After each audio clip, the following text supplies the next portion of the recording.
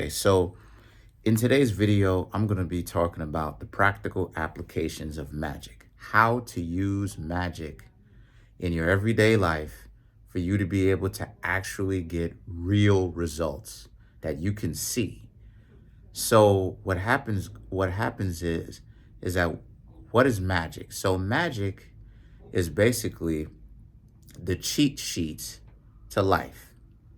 It's It's the use of your imagination to actually manipulate reality.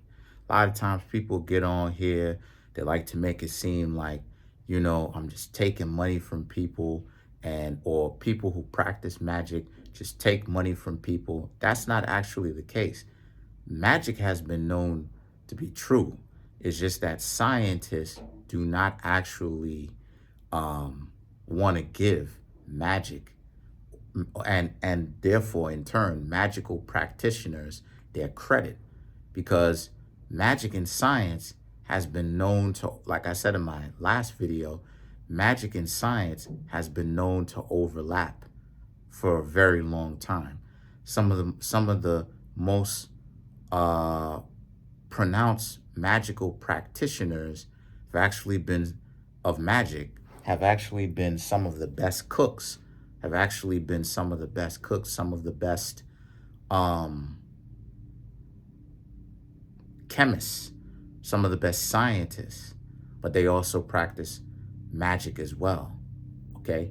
Then you have alchemy, right? Alchemy is one of the practical applications, or one of the things, one of the usages of magic in everyday life. The use of accumulating precious metals such as gold, silver, copper, platinum. Magic, right, deals with alchemy, right? The study of these precious metals and the effects on the body when taken in safe dosages. Also, the application of this used as form of money, right? Then you have, then you get up that's low magic, and then you get up the chain, you have higher magic, right? Or let's stay on low magic for a little bit. Finding love. I remember I did a spell on trying to see, this is my early days of doing magic, where I wanted to, get, get as much attention as I possibly could.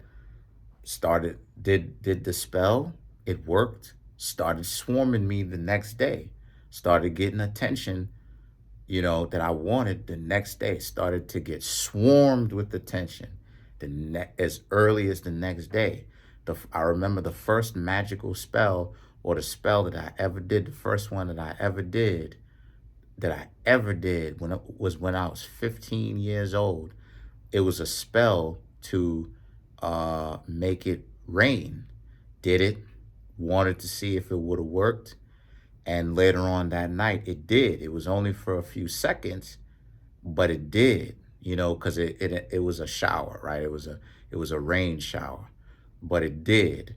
Another spell that I actually used, right? This was early, in the days when I was first getting into magic, was I was saving up to get a PS3, and I only had $300. I was about halfway there, and I remember doing a money spell, right, that I had found on the internet, just as some a light magician put out there, and I wanted to practice it just to see if it would have actually worked. Now, of course, logically, that wouldn't have made any sense. Like, oh, you're doing all this stuff, but it does work. I know this because I bear witness to it. There was a spell that I did, like I said, talking about um, trying to get the PlayStation 3, trying to get enough money to get the PlayStation 3. At the time, when I was 15 years old, the PlayStation 3 was like $600. I had 300. And boom, did the spell literally the next day, and my family bears witness to this. The next day, I had the remaining $300 in my hand, and I went out, and I bought myself the PlayStation 3. I was saving up to get that, right? And how I got the money in the first place, the $300 was I was working as a paid intern. Because remember, I told y'all that I had 3 jobs in high school, right? So I was working as a paid intern or whatnot. It was nothing really serious. I was just receiving a stipend, but it looked good on my resume. You know what I mean? And applying for college and stuff like this. But the point is that I got the $300 from, the stipend and stuff like this I got, working one of my 3 jobs. And that's how it is I end up getting the $300. So as you can see, things are starting to make sense, and things are starting to actually connect. So these are some of the practical applications. See, what you want to do is that how Magick works, the general idea is that you have people who get themselves into it, and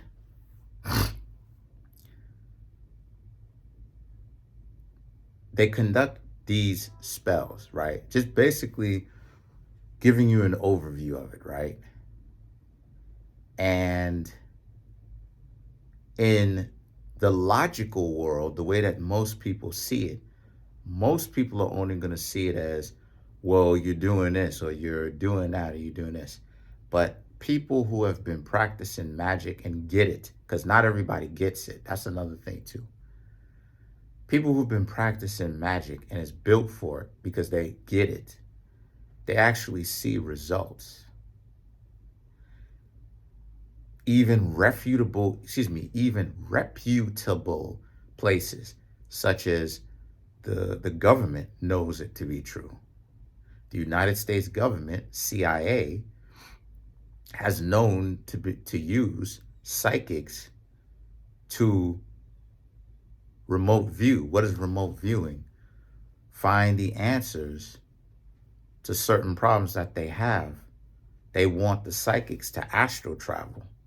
That's another practical application of magic. Another one is the understanding of the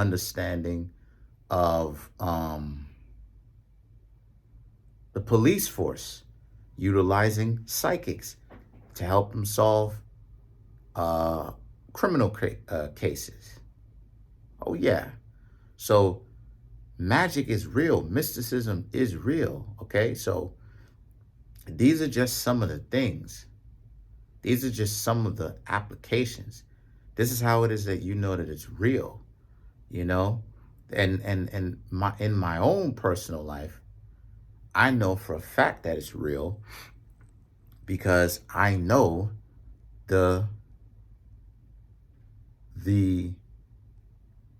not so good side, or the not so beneficiary side of it, where a person has tried it, wasn't necessarily built for it, and it ended up really causing more not so wanted outcomes for themselves than what they initially got into magic for. They ended up losing their home. They ended up losing their means of income. They ended up losing, the people who trusted them to do this, right? The customers.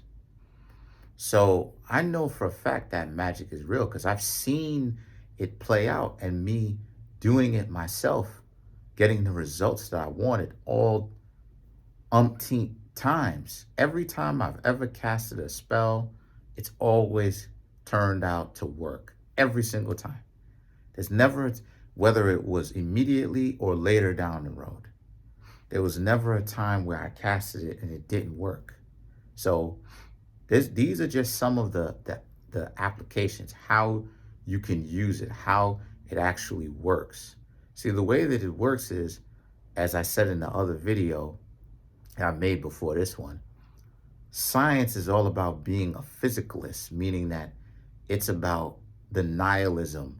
If it's not, if you can't see it, if you can't document it, then it's not real. But in actuality, it is, because not everything has to be empirical, meaning, like I said in the last video, that lets you know that there are two or maybe even more systems. It's a dualistic system. Some things are going to be manifested, some things are not going to be manifested, because what is not manifested gives you is supposed to inspire more. It's supposed to inspire you to do the research on it, because it's not physically manifested, or you can't necessarily see it. Like magic doesn't have a particular color to it. So because of the fact that it works, but it works in a subtle and sometimes not so subtle way, a lot of times the physicalists, aka the scientists, because they study physics, they don't necessarily understand how magic works. But in quantum physics, they're starting to come around to slowly but surely being able to admit that some of the outcomes that the people who practice magic talk about is not necessarily so far-fetched anymore, and that some of the things that the magician does and say in their spells, and the chanting and the waving of the wand of their intentions, is actually starting to kind of overlap, or kind of connect with magic now. Now this is quantum physics. Excuse me, this is quantum physicists now. So this should clear up directly some of the problems that the trolls have, and just everyone in general, trolls, or people who know how to have common sense should have, because the trolls don't even have enough common sense to even ask the question. They just go straight to threatening people. You know what I'm saying? So when all they had to do was just ask, how can magic be used to help put food on my table? Can magic be used to help put food on my table? Absolutely it can. It can get you to start thinking of ideas. One of the ways, and it's not limited to, it can get you to start thinking of very illogical ways to start putting food on your table that won't land you in any kind of hot water. It will come to you as an idea. The answer can come to you as an outrageous idea that you go with, and it ends up turning you into a millionaire, or it ends up giving you more than what it is that you originally intended that it would for a lifetime. It absolutely can fix a lot of your problems, because everything that exists in the first place comes from an idea. In order for me to speak my words, I have to think it first.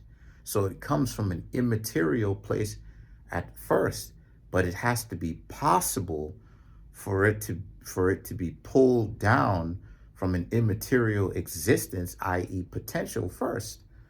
So again, can magic actually be used to put food on my table and pay my rent? Absolutely it can.